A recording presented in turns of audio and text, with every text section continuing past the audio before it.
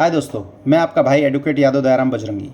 आपको मैं जो है 2026 में जो भी कानूनी तौर पे हॉट टॉपिक्स है उसके ऊपर मैं आपको बताना चाहता हूँ, अवगत कराना चाहता हूँ। तो इसमें आया है एआई रेगुलेटरी एंड डिफेक्ट्स के ऊपर बात कर रहा है, जो इंडिया भारत में और अंतर्राष्ट्रीय लेवल पे बात कर रहा है। उसके ऊपर 2026 आईटी रूल्स अमेंडमेंट एक्ट आया है, जो कहता है कि डिफेक्ट्स जो आए हैं, जो अलग अलग एआई आर्टिफिशियल इंटेलिजेंसी के तहत या उसके माध्यम से या उसके ज़रिए जो भी गलत इनपुट दे के और गलत आउटपुट बताते हैं, जैसे कि कोई व्यक्ति नहीं बोल रहा है, वो रियलिटी में कहीं और है, उसने कोई कांड किया नहीं, उसने कोई कार्य किया नहीं, लेकिन ये दर्शाने की कोशिश किया जाता है ये आर्टिफिशियल इंटेलिजेंसी से कि उसी ने वो कार्य किया है।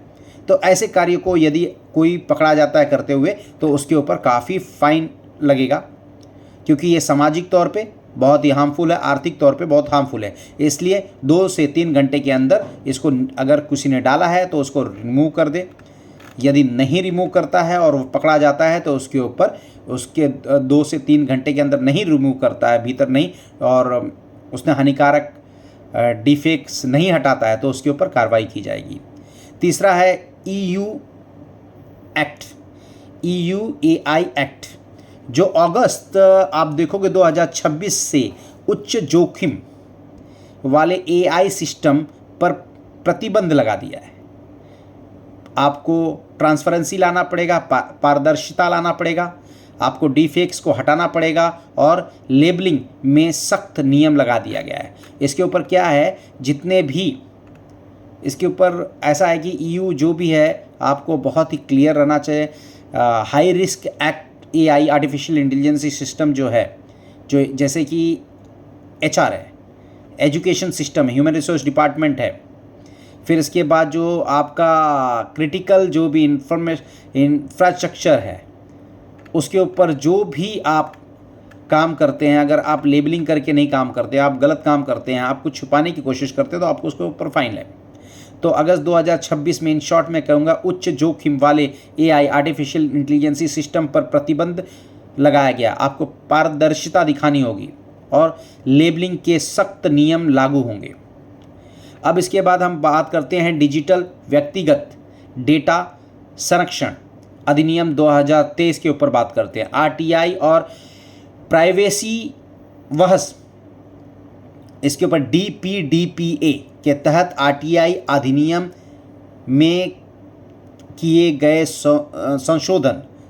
संशोधन को सुप्रीम कोर्ट में चुनौती दिया गया है। फरवरी 2026 में कर दिया गया है और आरोपी जो भी है उसे कानून के तहत पर्सनल डेटा के नाम पर सरकारी पारदर्शिता को काम करना होगा।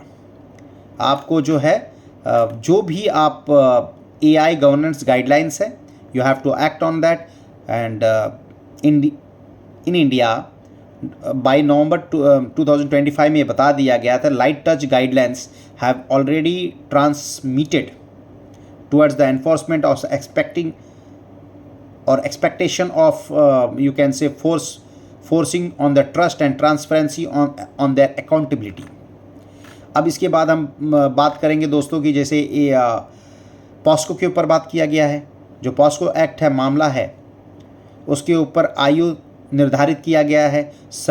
उसके ऊपर जो सुप्रीम कोर्ट ने जनवरी 2026 में कहा कि आयु निर्धारण के लिए मेडिकल टेस्ट अंतिम विकल्प है, क्योंकि उसमें बहुत सारे झूठ बोले जाते थे कि फला की आयु तो इतनी है उतनी है। बचाव के देखरेख में या बचाव करने के लिए आरोपी अपना बचाव करने के लिए उसके फर्जीवाड़ा होता था।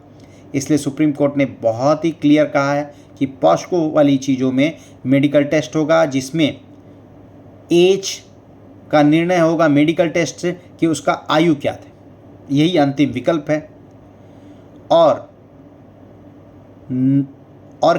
किशोर न्याय अधिनियम जेजे एक्ट को प्राथमिकता दी गई है इसमें।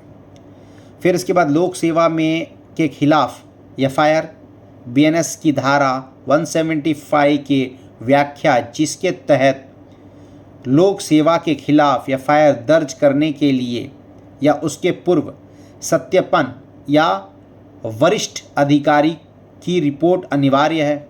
यदि आप किसी ऑफिसर्स का कंप्लेंट करते हो तो उसके हायर ऑफिसर का भी जो रिपोर्ट है वो कंपलसरी कर दिया गया। आप ऐसे ही जाके किसी की भी ऑफिसर की रिपोर्ट्स नहीं कर सकते हैं। इसके ऊपर भी बात किया गया है BNS 175 की धारा के। NCERT के ऊपर जो पाठ्य पुस्तक पर सुप्रीम कोर्ट ने संज्ञान लिया है। न्यायपालिका में भ्रष्टाचार पर NCERT की किताबों में चैप्टर पर 2026 में स्वतः संज्ञान लेकर प्रतिबद्ध और अवमानना किया है कि नोटिस दिया है कि you have to do so. The government has the supreme court have acted on that. contempt notice on NCERT, the Supreme Court initiated the suo motu proceeding in February 2026 over the textbook chapters discussing on corruptions in the judicially debate institutional dignity and vice versa or the free speeches। इसके ऊपर बात किया है। अब आप बात करेंगे हम वाणिज्य, श्रम एवं रियल एस्टेट के ऊपर कानून के ऊपर बात किया। जन विश्वास संशोधन विधेयक 2026 को आप पढ़ लीजिएगा, जहाँ पे छोटे अपराधों को गैर आपराधिक डिक्रिमिनलाइजेशन बनने के लिए 717 प्रावधानों में बदलाव, जेल की जगह जुर्माना, पहले जेल सीधा भेज देते थे, अब उसके ऊपर फाइन लगेंगी, उसके ऊपर बात किया है। लेबर कोड्स जो 29 लेबर कोड्स थे उनके ऊपर बात किया गया है कि 29 कानून को मिलकर 4 श्रम संहिता लागू होगी 2025-26 में, जिनका उल्लेख कह सकते हैं उद्देश्य, जिनका उल्लेख है या उनका उद्देश्य है सामाजिक सुरक्षा एवं कार्य स्थल पर सुरक्षा देना या सुरक्षा बढ़ाना। फिर रियल एस्टेट में सुप्रीम कोर्ट का फैसला आया है कि उसका जो ओसी है के बिना बिल्डर फ्लैट का कब्जा नहीं ले सकता है। बिल्डर को यदि फ्लैट पे कब्जा लेना है तो ऑक्यूपेंसी सर्टिफिकेट्स रहना अनिवार्य है। इसके बाद संवैधानिक तौर पे यदि आप देखोगे सामाजिक कानून मुद्दे पे देखोगे तो वहाँ पे न्यायिक सेवा जुडिशरी सर्विस के ऊपर 3 साल का अनुभव, यानी सुप्रीम कोर्ट के द्वारा अनिवार्य किए गए 3 साल प्रैक्टिस नियम की समीक्षा रिव्यू चल रही है, क्योंकि यह युवा वकीलों के लिए बाधा बन रहा है। समझिए, ये युवा जो वकील है उनके ऊपर बाधा बन रहा है। इसके ऊपर बहुत लोगों ने डाला है कि भाई 3 साल का इनको प्रैक्टिस करने के लिए जो कोर्ट में रहना चाहिए और एक्सपीरियंस रहना चाहिए, उसके ऊपर अभी भी उसके ऊपर समीक्षा चल रही है, गवर्नमेंट देख रही है। जुडिशरी सर्विस के ऊपर जो भी बातें हैं वो अभी चल रही है, अभी क्लियर नहीं हुई है। फिर इसके बाद जो मासिक धर्म महिलाओं का है जिसको कहते हैं मेंस्ट्रुअल हाइजीन, उसके ऊपर सर्वोच्च न्यायालय ने कहा है कि अनुच्छेद 21 आर्टिकल 21 के तहत मौलिक अधिकार है, और उन्हें घोषित कर दिया है कि मौलिक अधिकार है कि स्कूलों में, दफ्तरों में महिलाओं के लिए मुफ्त सैनिटरी पैड अनिवार्य करना चाहिए, उन्हें उसकी शिक्षा देनी चाहिए, उसकी जगह रहनी चाहिए जहाँ पे वो जाके चेंज कर सकें। और दूसरा, केरला का नाम अब केरलम हो गया है। अनुच्छेद यानी आर्टिकल 3 के तहत राज्य का नाम बदलकर संवैधानिक तौर पे पूरे प्रक्रिया को देखते हुए फरवरी 2026 में उन्होंने ये डिक्लेयर कर लिया कि केरला का नाम केरलम है।